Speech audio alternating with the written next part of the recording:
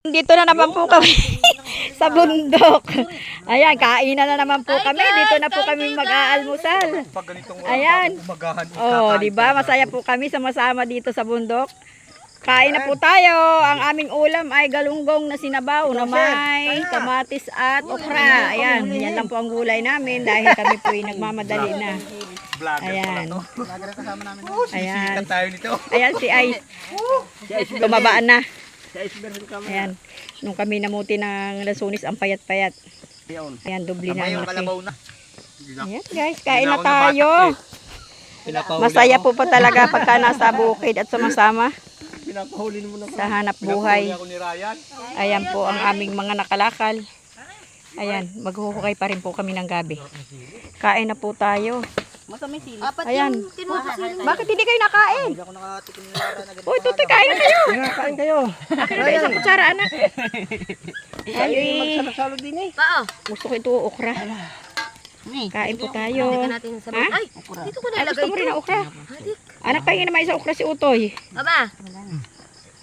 Ayun na lang, isa na lang kayo liit. Yung, thank you. Oy, wag kayo Yan, magtampo. kain tayo guys. Oh, di ba ang sarap kumain pag nasa dahon? Ano pa po ang dapat pwede nating kainin dito sa dahon? Marami. Oh. Nilabong balinghoy. Sili na saan ka? Talaga mainit ang labanan. Oh, sabaw.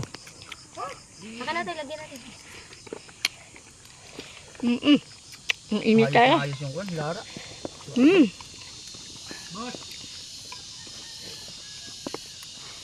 Ang sarap ng okra. Ayan guys, oh, okra. Sarap.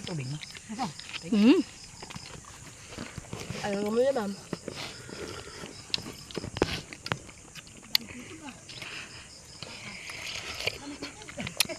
Nakakatuwa pag nasa bukid. Oh. Ayan, di ba? Ang sarap pong kumain. Sama-sama. Nasabaw ko na sa'yo na. Ah! Kasi man okra ni Papa. Aba. Sino nagmamadali? Ang mga anak niyo. Hinahabol natin yung oras eh. Maghukay pa tayo ng gabi at mamumuti pa ng papaya. Habuti ng buras.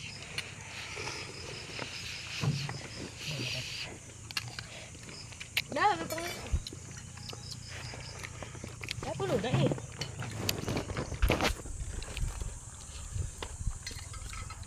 May buhok. May buhok. Yung loob dito. Bakit? Kain! Naglubaw ko na kanina. Temo yan. Baka sa ano tayo? Temo ng balban. Okay guys, bye-bye. Kakain na po muna ang inyong lola. Bye-bye na po.